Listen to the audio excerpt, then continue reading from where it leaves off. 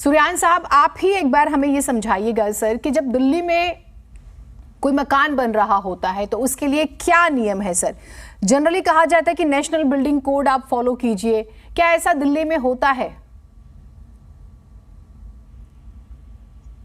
चलो जीनत जी, आप सबको नमस्कार। पूरे आपके अपने जी के दर्शकों को मैं नमस्कार करता हूं। और बहुत अच्छा विषय लिया आपने, क्वेश्चन भी बहुत अच्छा पूछा है। और नगर निगम की आप कह रहे हैं जिम्मेदारी बनती है, तो नगर निगम की जिम्मेदारी को लेते हुए मैं इस चीज को मानता हूं कि नगर निगम कई जगह अच्छे से एक्टिव करके भी काम करता है, बट कहीं ना कहीं डिपार्टमेंट की अगर लापरवाही पाई जाती है तो उसमें डिपार्टमेंट के जो लापरवाह कोई अधिकारी होता है या कोई जूनियर ऑफिसर्स होता है, उस तरह से उस पर कार्रवाई करने का काम भी करता है। चाहे वो नोएडा की बात हो, हादसा तो गंभीर है और इसके लिए हम जो परिवार के लोग हैं उनके प्रति मेरी संवेदना भी है। इस तरह की घटनाएं नहीं होनी चाहिए, मैं मानता हूं। बट कहीं ना कहीं इसमें जिसकी भी लापरवाही अगर है, मैंने सीओ रितु महेश्वरी जी को भी सुना है, मैंने डीएम साहब सुहास अलवाई को भी सुना है, तो कहीं ना कहीं डिपार्टमेंट की तरफ से अगर कोई लापरवाही हुई है, कॉन्ट्रैक्टर की तरफ से कोई लापरवाही हुई है, सबसे पहले तो दीवार गिरी क्यों है इसकी जांच होनी चाहिए। इसकी जांच का ये बड़ा विषय है कि दीवार गिरी क्यों।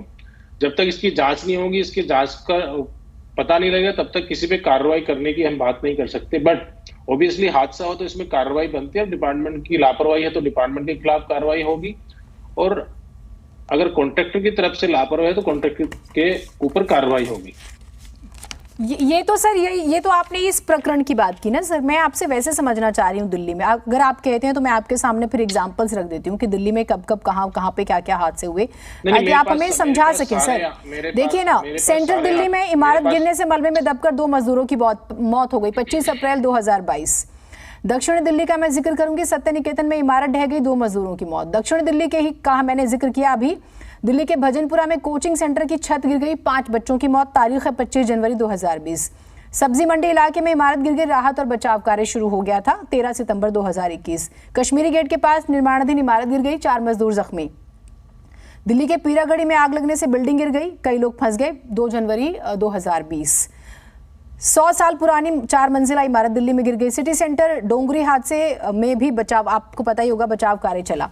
तो मैं आपके सामने थोड़े से एग्जाम्पल रख रही हूँ सर। मैं समझना चाह रही हूँ कि दिल्ली में अगर कोई निर्माण होता है, सपोज कीजिए कि मेरे पास 50 गज का प्लॉट है, अगर मैं निर्माण कर रही हूँ, तो एमसीडी कैसे उसको इन्वेस्टिगेट करता है, उसका क्या रोल है, ये मैं समझना चाह रही हूँ आपसे। देखिए, सबसे पहले तो मैं आपको बता देना चाहता हूँ, एमसीडी की एक सरल स्कीम है जिसके माध्यम से हम लोगों ने नक्शा पास करने का भी एक नियम बनाया हुआ है। बट कहीं ना कहीं आज की डेट में या पहले भी, इससे पहले भी इस तरह की लापरवाही दोनों तरफ से होती है।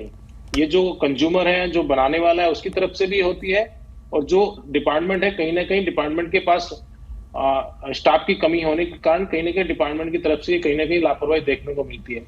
बट ऐसा नहीं कि हर जगह दिल्ली में हजारों में मकान बनते हैं, लोग नक्शा पास कराते हैं, सारी चीजें कराते हैं, मैप कराते हैं, फिर उसका बट सिस्ट्रिक रिपोर्ट एक जो है, जो टेक्निकली होनी चाहिए, जो जमीन का भी हम लोग सोइल टेस्टिंग करते हैं, उसको भी कहीं ना कहीं हम लोगों को पैरामीटर्स में ला करके कुछ चीजें नेसेसरी करनी चाहिए।